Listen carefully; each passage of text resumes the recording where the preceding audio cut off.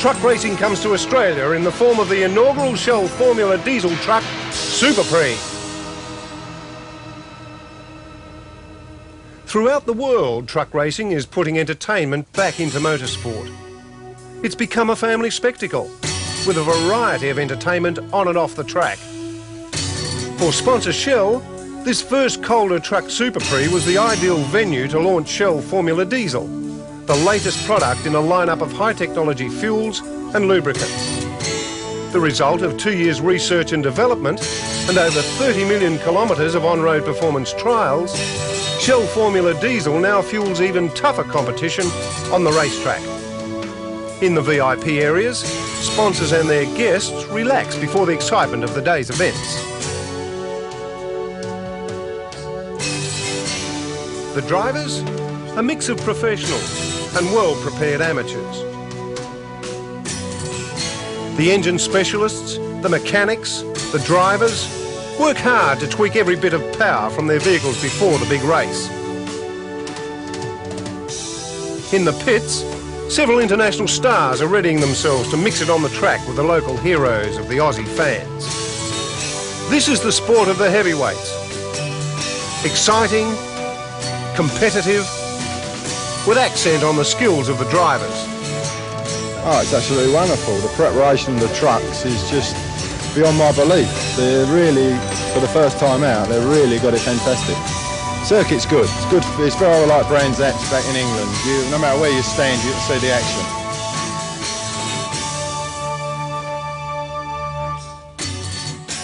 Thousands upon thousands of turbocharged diesel horsepower ready to roll into action. The contest of it about to start. We wait for that red light on top there to blink to green as the pace car comes up. Is it going to happen? Yes, it is. The lights are on green. The final is away. And Grice is not going to take the lead as they come to the first corner. It's going to be Paul Freestone. Freestone makes by far and away the best start of everybody and powers out in front. Freestone, Grice, on the inside, Jim Richards and Kovacs. With everybody else filing through. Somebody using the grass there. Well, I suppose it's the best place to go if there's no road to use. And this battle now settling on up ahead with Freestone and Grice. I wonder if he's worked out that he can't use those brakes too hard. Kovacs next up, then Richards. But Grice is not taking any chances. They've broken themselves up into two distinct groups. Kovacs not afraid to use the power of this track, not afraid to use his tyres up at the moment. And Freestone certainly currently holding off Grice. Dickie Johnson looking for a way there on the inside of Kovacs, Mel Lindsay behind, then Gary Scott. Then the next man up is Richard Blakeney. That's a real battle there going on for third place. Yes, Scott's another man who's lied back a little bit. You can see him just sneaking a look at the back of that group there. There's still Kovacs holding on to third. Johnson just about half a cargo's length away from Charlie Kovacs. Charles Kovacs. Johnson on the forward cargo, right on his tail, so much quicker around the corners and looking for a way on the inside, but it's such a big truck, if he keeps the door shut, there's just nowhere for Johnson to go. Meanwhile, Grice looking at the inside. Grice playing with those brakes. This is where he locked up, you recall, before, and this time he's got the inside line and snatches the lead. Grice snatches the lead, 42 years old. Alan Grice snatches the lead from Paul Freestone, and Freestone now looks as if he wants to come back at him. And he does just that, powers alongside, powers through on the inside, and Freestone powers back into the lead. So Grice and Freestone exchanging places. Freestone's all over the grass. Freestone over the grass, collected together. And he didn't lose a place as a result of it. The trick being to keep the power on. Behind them, Dick Johnson is trying everything to get past Charlie Kovacs. Not to be. He too was all over the grass that lap. But there's no way that he can get past at the moment. He's going to have to wait till the brakes start to give out on that big machine of Kovacs. And then Meantime, this battle for third place still going on. Charlie Kovacs just holding off Dick Johnson, and he'll retain the advantage down the straight, but once they've come in for braking, and Scott there is right behind Johnson too. But Grice, side by side with Freestone, has that inside line again. And this is where, on lap 5 out of 15, we'll see whether Freestoners down the back of the field are finding it difficult to work their way up. And Sheen trying conclusions with Mel Lindsay as they go past us there. Now going into the right-hander. And Sheen, I think, has got the better line and comes out certainly in second place. So Barry Sheen snatches a point behind Scott in Bill Sidens. Dick Johnson, 42 years old, who has had such a disappointing run in the desperate field, all trying to get up to him, but he's got that. Barry Sheen is able to show there that the cargo handles so much better and is so much faster through the twists and turns. Well, here comes Jimmy Richards for a big dive on the inside. And away they go from the start, and this is going to be the race that sees a lot of people forcing their way up to the front. Watch for Win Percy and truck number 45 charging through the field from the back there, and also Jim Richards in 92. Yeah, both those guys are going to go very hard. Thought they might have a few problems getting the truck out for this one because of the brakes. Now, you probably noticed all the steam and smoke coming off the brakes, and when it worked them so hard, they wondered whether or not they might have trouble getting it out, but it is there and leading the race quite commandingly at the moment. In there. Past goes number 4, Ginger. No longer in touch with the leading two trucks. 22 there. Rob Durant, some way back. It's all over the grass that lap. But there's no way that he can get past at the moment. He's going to have to wait till the brakes start to give out on that big number 2. He's had problems all weekend. He's just been lapped by the leaders already. Meantime, this battle for third place still going on. Charlie Kovacs just holding off Dick Johnson and Max. Scott looking for a way to come alongside of Johnson, and Blakeney's been dropped backward on the straight. Of course, he's pulling all that time back again. Very quick lap down. As Richard Blakeney comes roaring. This is going to end in tears the way they're going to this at the moment. Got to. Johnson, in fact, having. And here's this battle. Scott on the inside of Kovacs there. Kovacs, power of Under the big Louisville of Kovacs. This is a tremendous night that's going on behind the two leaders. We can almost forget the fact that Alan Grice is in the lead, that Paul Freestone is in second place. They're having a lonely time, but look at the battle that's going on. Alan Grice, and he has again. But Grice uses the brakes a little bit harder, waits a little bit longer before he comes in and snatches back a yard or two to lead into the Estes this time. Grice, who's, I think, played a little bit of a waiting game here.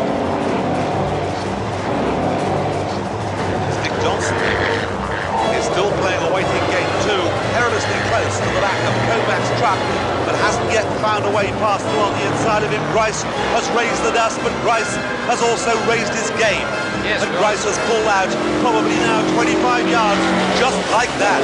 Grice has opened an amazing lead over Paul Freestone. Now these trucks were so evenly matched at the start of this race, but at the moment now Alan Grice is making it look so easy.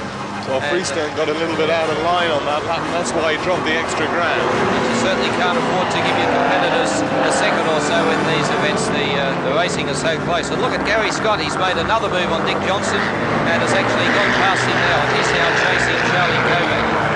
And behind Dick Johnson, now another challenge. And that's not a surprise, really, because Richard Blakeney went very, very quickly before. And look at Johnson.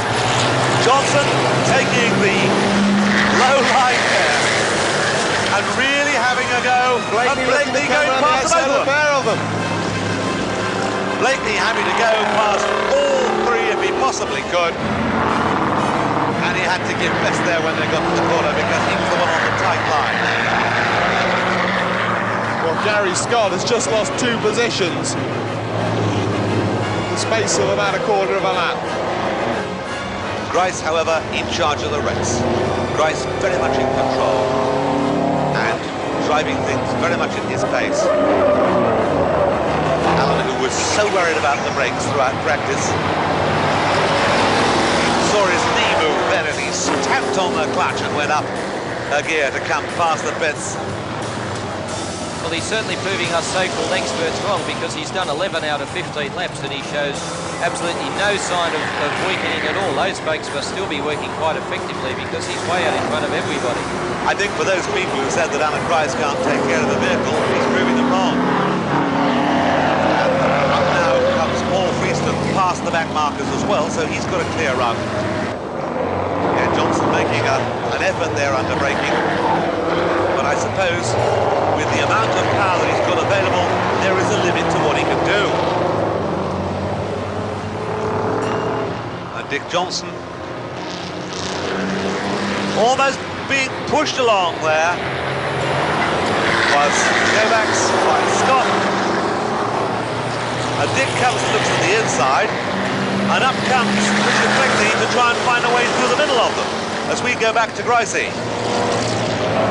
Alan Grice in charge now with a comfortable lead and able, I think, to pace himself a little bit, take care of the brakes, take care of the tyres.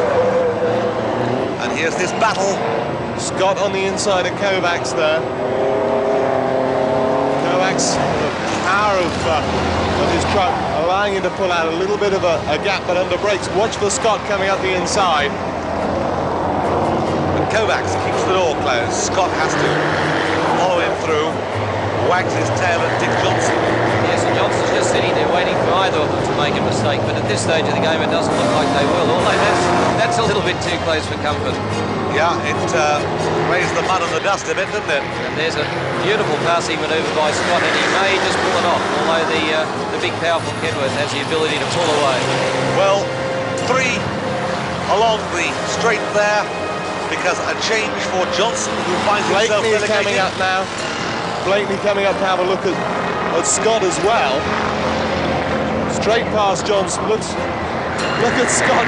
That's the inside manoeuvre, the only chance he's got of getting under that big Louisville of Kovacs. This is a tremendous night that's going on behind the 2 leaders. We can almost forget the fact that Alan Grice is in the lead, that Paul Freeston is in second place. They're having a lonely time, but look at the battle that's going on. The battle's going on down the field as well, as Lyndon Reismuller about to be lapped. Blakeney there hit the back of 69 Charlie Kovacs' truck. Didn't move him though, did it? Kovacs, huge truck, staying out there in front as we look at the leader. Gricey finding time for a quick wave as well. Here comes Grice. 2 slower trucks between him and the opposition. Yes, I don't think Grice is too worried about his position there now with those slower trucks behind him and only 1 lap to go. There doesn't seem any chance that anybody will catch him. He got round those tail enders quite easily, and he's now put that big gap between himself and Paul Freestone, and with less than a lap to go now. Smoke off Freestone's front tyres, but no smoke at all off the tyres of Alan Grice, who is just in exemplary fashion. A superb drive to take the checkered flag, to win the Super Prix. Alan Grice wins, and he wins by a big distance as well. For the winner, the spoils. Popular touring car driver Alan Grice accepts the applause for his win in Australia's first Shell Formula Diesel Truck Super Prix. Over 20,000 trackside fans viewed this successful event and proved that truck racing has come to Australia in a big way. Dick will see a question as whether he can handle a totally new type of motorsport, plus the adverse conditions. So it's going to be interesting to see what he does actually do. Well, Queensland Zone's handled so many things over the years, I can't see that he's going to have too many problems with this. I think you're pretty right there, Neville. He's had a lot of experience in all sorts of conditions over the years and all sorts of vehicles, and I think if anybody can turn their hand quickly to truck racing, it could well be Dick Johnson. They do, in fact, yes. They're able to run rings round some of the smaller tracks, the larger tracks rather, any problem at all. My moment of distraction there was to see Rodney Durant with the Mercedes-Benz having a big moment all of his own, which he's wasn't got sure back what way again. was up then at that time, Rodney. He just didn't know where he was going. On the far side of the circuit there, he comes up on the man he's got a lap.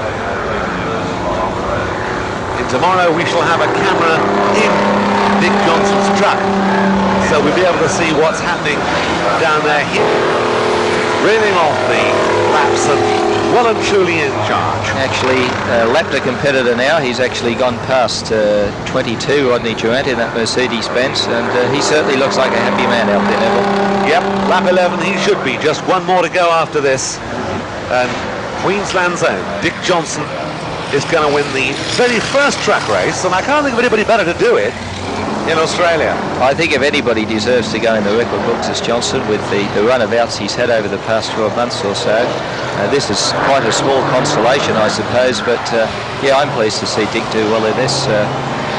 We haven't had quite the support we would have liked in this inaugural truck meet, and to see some of the big name drivers come out and lend their support, and then one of them actually going out and winning the first event, I think that's a marvellous reward. Well, Dick Johnson's just getting further away from the race for too much longer, he'd be lapping, but I think that the race might end before he actually does that. As we watch Johnson once again, battle that's going on, the 5th and 6th out of sight at the moment, but Johnson on lap 9 coming up, and of course we'll be looking at his first bit of lappery, so he is going to lap somebody before this race is over.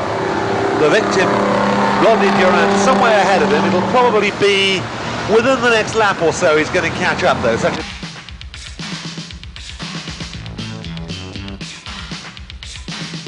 92, Jimmy Richards is there, however, and that'll teach you to be quick, won't it? With alongside him, 23, another man who's obviously got a lot of work to do from down there on the back of the grid, Jerry Brown. And then finally, number five is Don Hodge, and he too is going to have to work very hard for this one as they go off on their final warm-up lap. How often is this done in the UK, where we recognise that as being the home of truck racing? Well, it has been done, there's no doubt about that. It has happened.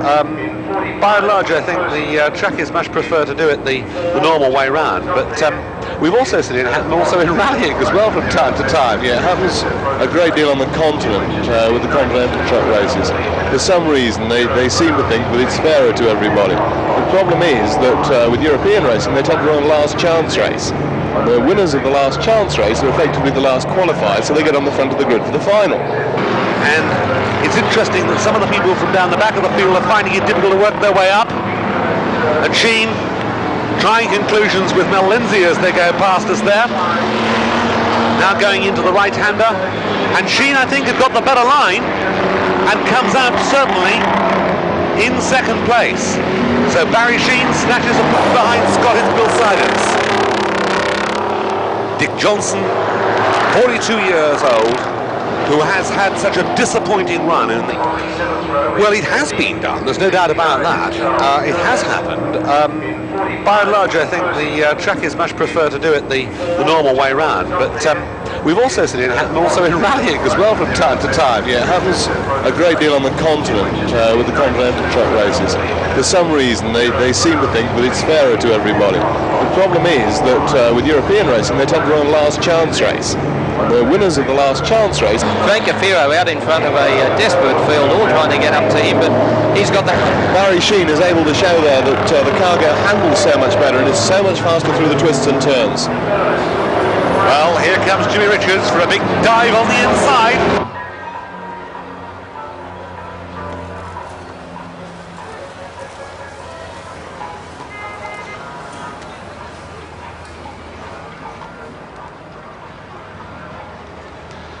Now, you may remember that huge lock-up that he had, and the problem he had when he went off the circuit. That was because a drum broke. One of the drum brakes, the drum itself actually broke, and they can't get a replacement at the moment. So he actually burst a brake drum, and that probably actually started out when you saw him lock up. When you saw him out the back of the field, certainly going to have their work cut out for them, try to manoeuvre their way past the 8.5-ton monsters ahead of them. And away they go from the start, and this is going to be the race that sees a lot of people forcing their way up to the front. Watch for Win Percy in truck number 45, charging through the field from the back there, and also Jim Richards in 92. Yeah, both those guys are going to go very hard. Thought they might have a few problems getting the truck out for this one because of the brakes. You probably noticed all the steam and smoke coming off the brakes, and when it worked them so hard, they wondered whether or not they might have trouble getting it out, but it is there and leading the race quite commandingly at the moment. In there. Past goes number 4, Ginger. No longer in touch with the leading 2 trucks. And next to him, Paul Freestone in number 92, who I think could give him a very fair run for his money. While Rob Durant in number 22, Charlie Senesi in number 2, and John Porker in number 33 make up the grid, and there they are on your screens now.